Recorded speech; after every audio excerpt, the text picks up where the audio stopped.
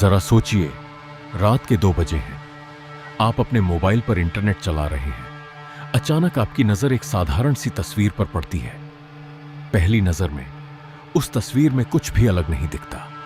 न कोई डरावना चेहरा, न कोई चेतावनी, न कोई विज्ञापन, बस एक बिल्कुल सामान्य तस्वीर। ज्यादातर लोग उसे देखकर आगे बढ़ जाते, लेकिन कुछ लोगों ने ऐसा नहीं किया।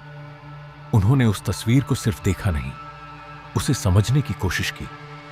और यहीं से एक ऐसी कहानी शुरू हुई जो आज भी दुनिया की सबसे बड़ी इंटरनेट मिस्ट्री मानी जाती है।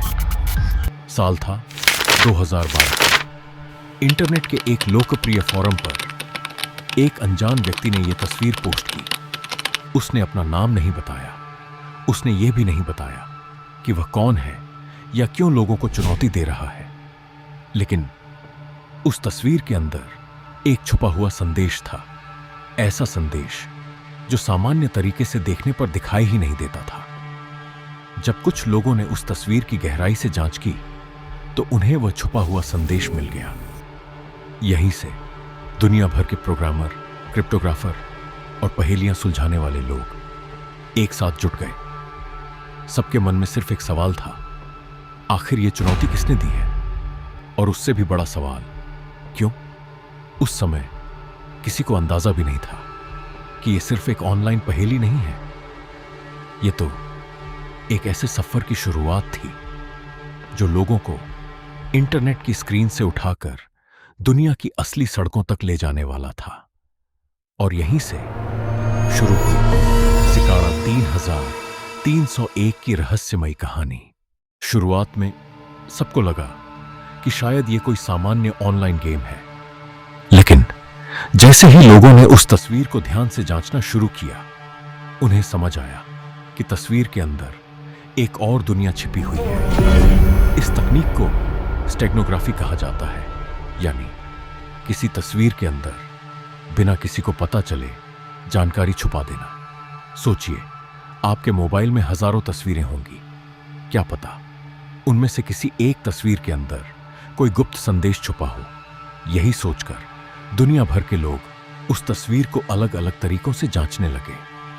आखिरकार कुछ लोगों ने पहला संदेश ढूंढ निकाला, लेकिन जैसे ही उन्होंने पहला सुराग हल किया, उन्हें एक नया सुराग मिल गया।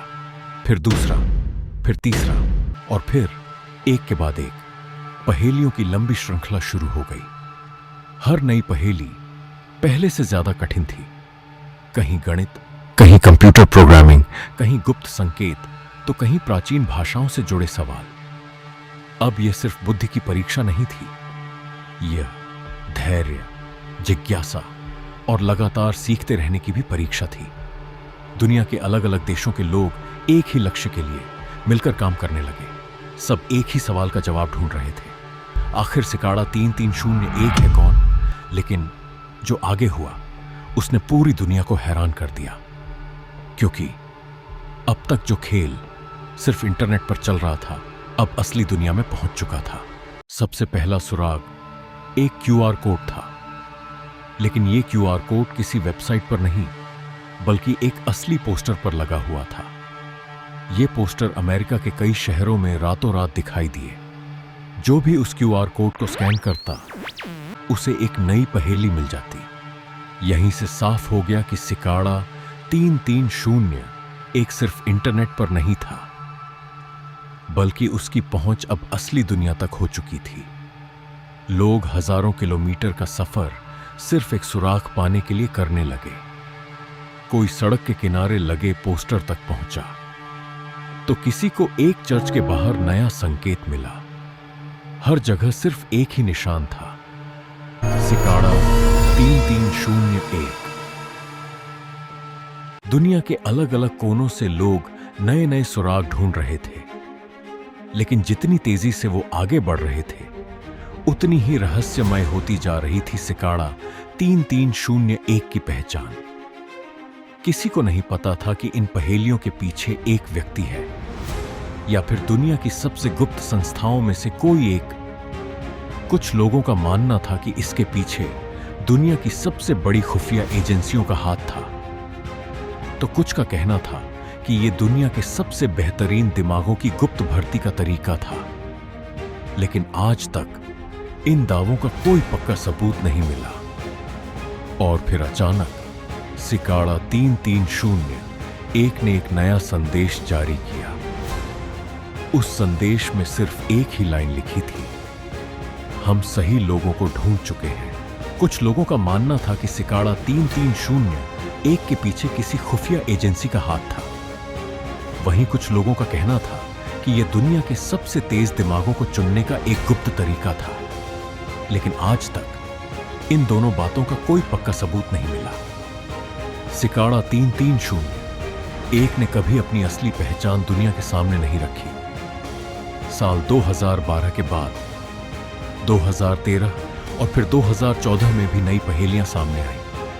हर बार नियम वही रहे, लेकिन चुनौतियां पहले से कहीं ज्यादा कठिन होती गई। इन पहेलियों को हल करने के लिए सिर्फ बुद्धिमानी नहीं, बल्कि प्रोग्रामिंग, क्रिप्टोग्राफी, गणित और धैर्य की भी जरूरत थी। हजारों लोगों ने कोशिश की, लेकिन बहुत कम लोग आखिरी चरण तक पहुंच पाए। और जो लोग आखिर तक पहुंचे, वे इंटरनेट से लगभग गायब हो गए। उन्होंने कभी नहीं बताया कि उन्हें क्या मिला या उनके साथ आगे क्या हुआ।